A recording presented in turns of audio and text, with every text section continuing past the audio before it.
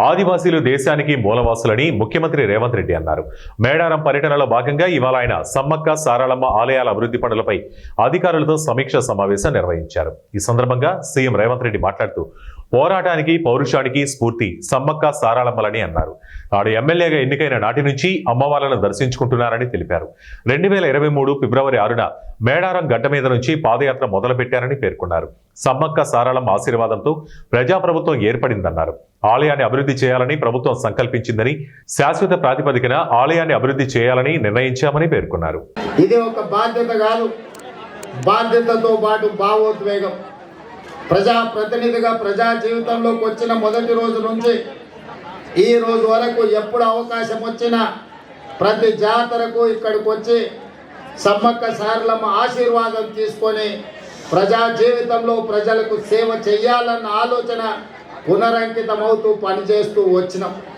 దాదాపుగా ఇప్పటికీ 17-18 సంవత్సరాల నుంచి వరుసగా ఈ ప్రాంతాన్ని సందర్శించుకోవడం, ఈ ప్రాంతం యొక్క అభివృద్ధి గురించి మాట్లాడుకోవడం, ఆనాటి పాలకులకు పెద్దలకు విజ్ఞప్తులు చేయడంతోనే సరిపోయింది. ప్రతిసారి ఎవరినో ఒకరిని అడగడం, వాళ్ళు ఏదో కొంచెము దానం ఇచ్చినట్టుగా ధర్మం చేసినట్టుగా వ్యవహరిస్తే మా జీవితాలకి ఇంతేనేమో అని మేము అనుకునే వాళ్ళం. కానీ 2023 ఫిబ్రవరి 6 నాడు ప్రజాపాలన తీసుకురావాలి, ప్రజల దగ్గరికి వెళ్ళి వారి సమస్యలు తెలుసుకోవాలని ఆలోచన చేసినప్పుడు ఎక్కడి నుంచి ఈ పాదయాత్ర మొదలు పెట్టాలి అని చర్చ జరిగింది. మిత్రులు చాలా రకాలుగా సూచనలు సలహాలు ఇచ్చారు. చివరికి నేను పెద్దలు వేం నరేందర్ రెడ్డి గారు ఆలోచన చేసి అక్కడో ఇక్కడ ఎక్కడో కాదు, మా ఇంటి ఆడబిడ్డ అయిన సీతక్క ప్రాంతం నుంచి మేడారం జాతర సమ్మక్క సారళమ్మ ఆశీర్వాదం తీసుకొని పాదయాత్ర మొదలు పెడతాం. ఒక సంకల్పం తీసుకొని బయలుదేరిన వాళ్ళు ఎవరు చరిత్రలో ఓడిపోలేదు. కాబట్టి ప్రజలకు ప్రజాపాలన అందించాలన్న సంకల్పంతో మనము సమ్మక్క సారళమ్మ ఆశీర్వాదం తీసుకొని బయలుదేరుతామని ఆనాడు ఇక్కడి నుంచి పాదయాత్ర మొదలు పెట్టినాం. సరిగ్గా 2 రోజులు 3 రోజుల ముందే సీతక్కకు చెప్పినాం. సీతక్క అన్నది, అన్న సమయం లేదు, 24 గంటలు 48 గంటల్లో ఈ కార్యక్రమం చేయడం కష్టం అవుతుందేమో అని. నేనన్నా, అక్క సంకల్పం ఉంటే కార్యక్రమం విజయవంతం అవుతుంది, నువ్వు ఎలాంటి ఆలోచన చెయ్యకు, పనులు మొదలుపెట్టు అని చెప్పి ఆనాడు ఫిబ్రవరి 6, 2023 నాడు ఇదే గద్దెల నుంచి గద్దెల ముందు ప్రణమిల్లి ఖచ్చితంగా ఈ తెలంగాణకు పట్టిన చీడ పీడ విరగడి కలిగిస్తాం, దొరల పాలన నుంచి ప్రజా పాలనకు తీసుకొస్తామని ఇక్కడ వేదిక మీద నుంచి ఆనాడు చెప్పడం జరిగింది. అందుకే మిత్రులారా, ప్రజలు ఆశీర్వదించారు, అవకాశం వచ్చింది. ఈనాడు అభివృద్ధి కార్యక్రమాలు చేయాలన్న సంకల్పంతో ముందుకు వెళ్తున్నాం. అభివృద్ధి అంటే అద్దాల మేడలు రంగుల గోడలే కాదు, ప్రజల జీవన ప్రమాణాలు పెంచాలి. ముఖ్యంగా ఆదివాసీలు అంటే ఈ దేశం యొక్క మూలవాసులు.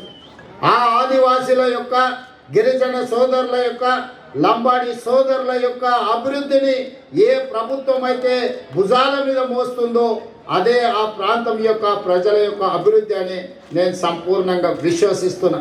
అందుకే ఈనాడు ఆదివాసీ ప్రాంతాలలో, తండాలలో, గూడాలలో, మారుమూల పల్లెల్లో వాళ్ళ యొక్క సంక్షేమానికి, వాళ్ళ యొక్క అభివృద్ధి కార్యక్రమాలకి ఈరోజు ప్రభుత్వం ప్రణాళికలు అందిస్తుంది. మరి అదే విధంగా వేదిక మీద ఉన్న ప్రతి ఒక్కరికి, కార్పొరేషన్ చైర్మన్లకు అందరికీ దయచేసి, ఎందుకంటే సమయం చాలా 11 గంటల నుంచి వచ్చారు కాబట్టి ఈరోజు నాకు ఎంతో జీవితం ధన్యమైంది. ఒకే ఒక కోరిక, సమ్మక్క సారళమ్మ చరిత్ర మరి ఇప్పటికీ 13వ శతాబ్దంలో మొదలైతే మరొక 1000 ఏళ్ళు ఉండాలి. అది ఎట్లా సాధ్యమవుతుందంటే మా సోదరుడు సమ్మక్క సారళమ్మ ప్రతి జాతరకు విచ్చేసినటువంటి నాయకుడు రేవంత్ రెడ్డి గారితో సాధ్యమైనటువంటి నమ్మకంతో ఈరోజు సమ్మక్క సారళమ్మకు ఒకటే కోరుకున్నా, నాకు ఒక్క అవకాశం తల్లులారా, అధికారికంగా జాతర నిర్వహించే అవకాశం ఇవ్వండి. మీ కీర్తి, మీ ప్రతిష్ట, తల్లుల యొక్క గొప్పతనం 1000 ఏళ్ళు ఉండే విధంగా నేను అదే విధంగా మా సోదరుని ఒప్పించి మెప్పించి తీసుకొస్తాను. ఒప్పుకున్నా. కానీ నేను అడగక ముందే, నేను అడిగింది ఆవగింజ అయితే వాళ్ళు మరి ముఖ్యమంత్రి గారు ఏదైనా పర్వాలేదు తల్లుల కోసం నేను సిద్ధంగా ఉన్నా, చేస్తా అని ముందుకొచ్చినందుకు నిజంగా ఇంతకంటే గొప్ప అవకాశం, గొప్ప కోరికలు మేమేమి కోరం. కాబట్టి దేవుడు బాగుంటే, దేవుడి గుడి బాగుంటే, సమ్మక్క సారలమ్మ ప్రతిష్ట బాగుంటే ఖచ్చితంగా సకల జనులు బాగుంటారు. ఆ రోజు పాదయాత్ర కూడా చేసేటప్పుడు నేను భయపడ్డా. కానీ సమ్మక్క సారలమ్మలు ఆదివాసీ బిడ్డలే, ఆదివాసీ ప్రాంతంలోనే పుట్టిన, కానీ సకల కులాలకు, సకల జనులకు, సకల మతస్థులకు ఇక్కడ మరి కొంగు బంగారంలా కోరికలు తీరుస్తున్న తల్లులు. కాబట్టి రేవంత్ అన్న మీద కూడా ఆ తల్లుల దీవెన ఉంటది, ప్రజల దీవెన ఉంటదని ఆ రోజు కూడా నేను కోరుకున్నా. ఆ సంకల్ప బలం ముఖ్యమంత్రి గారి ఆనాటి పిసిసి అధ్యక్షులుగా సంకల్ప బలం సమ్మక్క సారలమ్మ దగ్గర నుంచి పాదయాత్ర చేసి మళ్ళీ జాతరకు 1 ఇయర్ లో మరి ముఖ్యమంత్రి హోదాలో సమ్మక్క సారలమ్మ దగ్గరకు వచ్చారు. అదే కాకుండా ఈ రోజు కూడా ఏ ముఖ్యమంత్రులు ముందస్తుగా రాలే. ఈ రోజు గుడి ఎట్లా నిర్మాణం జరగాలి, ఆచారాలు సాంప్రదాయాలు కరెక్ట్ గా ఉన్నాయా లేదా అని స్వయంగా ముఖ్యమంత్రి రేవంత్ రెడ్డి గారే ఇక్కడికి రావడం అనేది